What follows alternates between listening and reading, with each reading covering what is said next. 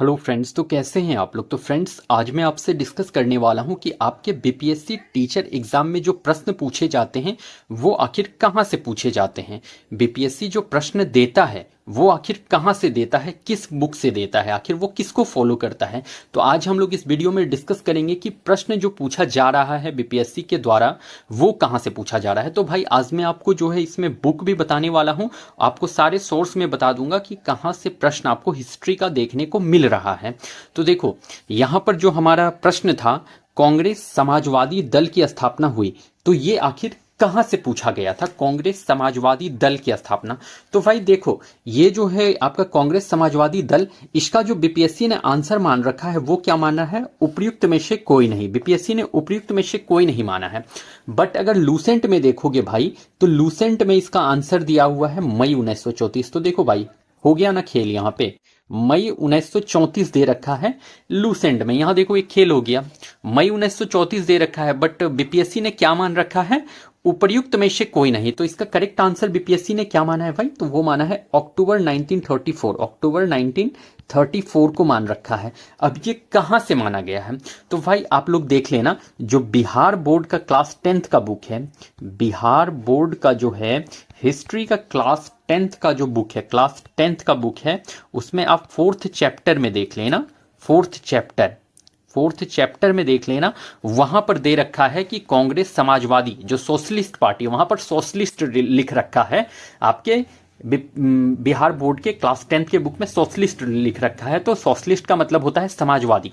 तो कांग्रेस समाजवादी दल की स्थापना 1934 अक्टूबर 1934 में हुआ है। वो वहां पे क्लियरली एक लाइन में मेंशन करा हुआ है, और वहीं से सेम टू सेम लाइन इन्होंने कॉपी करा था आपके बीपीएससी वालों ने। तो और लूसेंट में भाई मई 1934, और यहां पर ही खेल होता हुआ दिख गया कि मई 1934 को बीपीएससी वालों ने गलत मान रखा है। तो आप लोग सोच लोगे कि लूसेंट को फॉलो करके ही बस सारा एग्जाम निकल जाना है, तो वो नहीं होने वाला है। लूसेंट में भी गलत दे रखा है कुछ कुछ आंसर, ठीक है।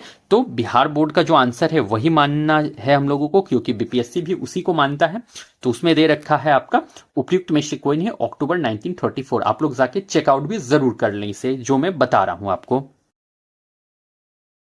बिहार का उग्र कृषक नेता कौन था, तो भाई बिहार का उग्र कृषक नेता कौन था। बिहार से क्वेश्चन पूछ रखा है इन्होंने कि बिहार का उग्र कृषक नेता, और इसको आप लोग जो है बिहार बोर्ड का जो है क्लास 10th का इतिहास का बुक देख लेना। क्लास 10th का इतिहास का बुक देख लेना। क्लास 10th का जो हिस्ट्री का बुक है वो देख लेना। सेम टू सेम वहां पर लाइन इन्होंने दे रखा है कि बिहार का उग्र कृषक नेता कौन है, तो स्वामी सहजानंद सरस्वती दे रखा है वहां। मतलब सेम लाइन को इन्होंने कॉपी करा था। 10th का इतिहास आप लोगों को देख लेना है।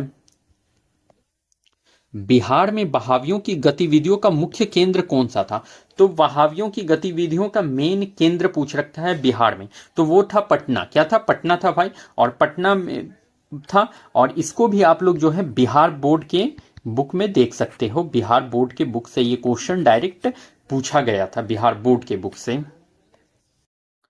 प्रथम गोलमेज सम्मेलन के समय भारत का गवर्नर जनरल था, तो गोलमेज सम्मेलन की बात करी गई है, प्रथम गोलमेज सम्मेलन की बात करी है। तो भाई ये तो देखो बहुत सारे बुक में मिल जाता है देखने को, आपको लूसेंट में भी मिल जाएगा, और एक सार संग्रह आता है महेश कुमार बर्णवाल का, सार संग्रह महेश कुमार बर्णवाल का, उसमें भी डायरेक्ट लाइन इन्होंने मेंशन कर रखा है कि प्रथम गोलमेज सम्मेलन के समय कौन था वायसराय, तो लॉर्ड इरविन हो जाते हैं, लॉर्ड इरविन। और सार संग्रह को भी आपको देख लेना है, सार संग्रह में मेंशन कर रखा है। किसने कर की नई व्यवस्था के विरुद्ध में शोषणकारी शक्तियों का विरोध किया, तो देखो कर की व्यवस्था के विरोध में शोषणकारी कर का विरोध किया था भाई, वो किसने करा था, तो वो 1855-56 में बिहार के संथालियों ने, तो यही करेक्ट होने वाला है, बिहार के संथालियों ने विरोध करा था। और इसका मैं सोर्स बता देता हूं कि आपके बिहार बोर्ड के क्लास 8 के बुक में मिल जाएगा। ये same to same question copy करा गया है बिहार बोर्ड के क्लास 8 के हिस्ट्री में जो भाई है, ये सेम टू सेम क्वेश्चन इन्होंने वहीं से कॉपी कर दिया है। 1855-56 में बिहार के संथालियों ने विरोध करा था, और बिहार बोर्ड के क्लास 8 के आपके बुक में डायरेक्ट लाइन इन्होंने कॉपी कर रखा है। आपके बीपीएससी टीचर वाले एग्जाम में आप लोग चेकआउट जरूर कर लें। ब्रह्म समाज का प्रभाव मुख्यतः सीमित था। तो देखो यहां पर क्या पूछ रखा है, देखो ब्रह्म समाज तो हम लोग जानते हैं भाई कि इसकी स्थापना 1828 में हुई थी, राजा राम मोहन रॉय के द्वारा हुई थी, राजा राम मोहन रॉय के द्वारा। बट यहां पर क्या पूछ दिया, देखो क्वेश्चन कैसे घुमा रहा है कि प्रभाव जो था वो मुख्यतः किस क्षेत्र में था। तो आप लोगों को पता ही है कि राजा राम मोहन राय भाई एक पढ़े लिखे व्यक्ति थे, बहुत ही एडुकेटेड पर्सनैलिटी थे वो, और वो जो थे तो भाई उनका जो प्रभाव जो पड़ा था वो शहरी शिक्षित वर्गों पर पड़ा था सबसे ज्यादा। किस पे, तो शहरी शिक्षित वर्गों पर पड़ा था। इस बात को ध्यान में जरूर आप लोगों को रख लेना है भाई, जरूर इस बात को आप लोग ध्यान में रख लेंगे। और ये भी आपके जो है बहुत सारे बुक में आपको देखने को मिल जाता है इसका आंसर।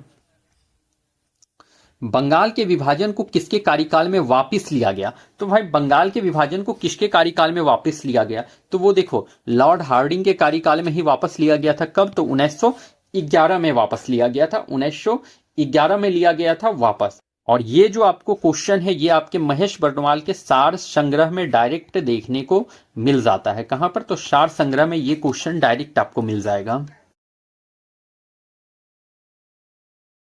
बंकिम चंद्र चटर्जी के उपन्यास आनंद मठ प्रकाशित किया गया था। तो आनंद मठ तो पहली बात हम लोग जानते हैं कि बंकिम चंद्र चटर्जी के द्वारा प्रकाशित करा गया है, लेकिन पूछ लिया है कब प्रकाशित करा गया था ये आनंद मठ को। तो भाई ये 1882 में प्रकाशित करा गया था। और इसका सोर्स है भाई बिहार बोर्ड के जो बुक है, बिहार बोर्ड का जो बुक है उसमें एक बॉक्स टाइप का बना हुआ है, ठीक है, बॉक्स टाइप का बना हुआ है, बॉक्स टाइप का बना रहता है, और उसी बॉक्स से सेम टू सेम इन्होंने कॉपी किया है यहां पर क्वेश्चन।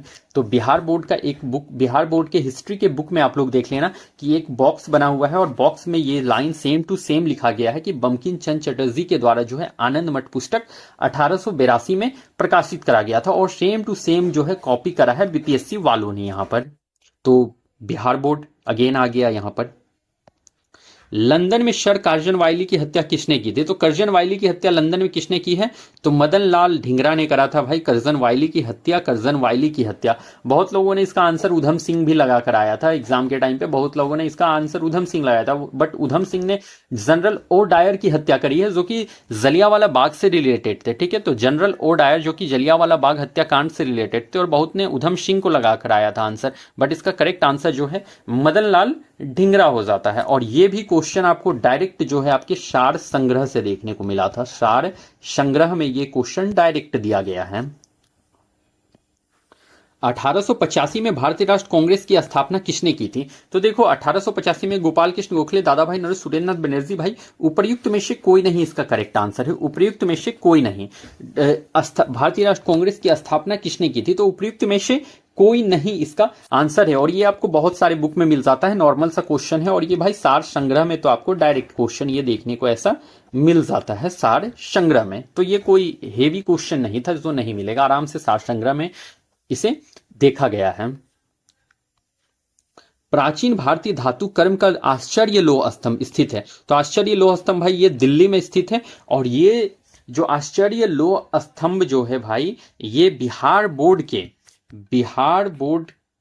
के बुक में दिया गया है, और ये पिक के साथ बुक में लिखा, पिक के साथ मेंशन करा गया है कि जो भारतीय धातु कर्म का आचार्य लोह स्तंभ जो है, आश्चर्य लोह स्तंभ, वो दिल्ली में स्थापित है। ये पिक के साथ यहाँ पर पिक भी दिया है, और पिक के साथ ही वहां पर लिखा हुआ है बिहार बोर्ड के बुक में कि ये जो है दिल्ली में स्थित है। आप लोग चेकआउट भी कर सकते हो जाके।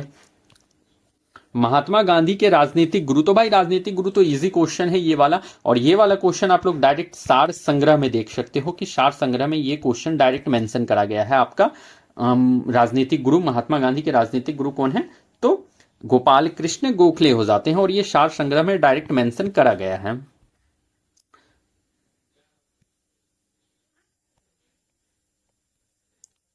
तो फ्रेंड्स हमारा जो ये वीडियो था वो मैंने आपके तक पहुंचा दिया है। देखो मेरा मेन इसमें मोटिव था कि आप लोगों को बताना कि कौन सा क्वेश्चन कहां से पूछा जा रहा है। तो आप लोगों ने अब ऑल टू ऑल आप लोग ये बात तो अब समझ गए होंगे, आपके दिमाग में एक कॉन्सेप्ट बन चुका होगा कि जो क्वेश्चन पूछा जा रहा है बीपीएससी के द्वारा वो या तो बीएसईबी के बुक, बिहार बोर्ड के बुक के द्वारा पूछा जा रहा है भाई, बिहार बोर्ड के बुक के द्वारा पूछा जा रहा है, बिहार बोर्ड के बुक के द्वारा पूछा जा रहा है, और साथ में सार संग्रह से पूछा जा रहा है। तो आपके दिमाग में अब ये कॉन्सेप्ट बन जाना चाहिए कि जो क्वेश्चन पूछा जा रहा है वो बिहार बोर्ड के बुक से पूछा जा रहा है, हिस्ट्री का क्वेश्चन, और सार संग्रह से क्वेश्चन पूछा जा रहा है। तो आप लोगों को महेश कुमार बर्णवाल का सार संग्रह भी फॉलो कर लेना चाहिए, और बिहार बोर्ड का बुक तो भाई आप लोगों को पढ़ ही लेना चाहिए, क्योंकि बिहार बोर्ड के बुक से जो है क्वेश्चन थोड़ा क्या हो रहा है, घुमा कर दे रहा है, और सार संग्रह से तो डायरेक्ट टकराता हुआ क्वेश्चन आपको दिख ही रहा है। तो सार संग्रह और बिहार बोर्ड का हिस्ट्री आप लोग जरूर पढ़ लें, वहां से क्वेश्चन आपको डायरेक्ट मिल जाएगा। ठीक है। और अगर डायरेक्ट शॉर्टकट के फेर में रहोगे कि लूसेंट पढ़ लेते हैं, तो भाई लूसेंट वूसेंट से होगा, क्वेश्चन मिलेगा, डायरेक्ट क्वेश्चन जो रहेगा लूसेंट से भी मिलेगा। बट मैंने एक प्रूफ भी दे रखा था अभी कि लूसेंट का आंसर जो है गलत मान रखा है, और जो फिर बिहार बोर्ड ने माना है उसे उन्होंने सही मान रखा था। तो आप लोग इसमें फंस भी सकते हो, इसीलिए मैं तो कहूंगा कि बेस्ट आप लोग बिहार बोर्ड पढ़ो और महेश कुमार बर्णवाल की सार संग्रह की बुक को पढ़ो। ठीक है, इन्हीं दोनों बुक को आप लोगों को फॉलो करना है आपके हिस्ट्री के लिए। तो चलिए, मैं इन्हीं सभी इंफॉर्मेशन के लिए आपके साथ जुड़ा था। सेशन पसंद आए तो लाइक, शेयर और सब्सक्राइब जरूर कर ले चैनल को। मैं फिर मिलता हूं कल आप लोगों से किसी नेक्स्ट वीडियो के साथ। तब तक के लिए आप लोगों को thank you and best of luck.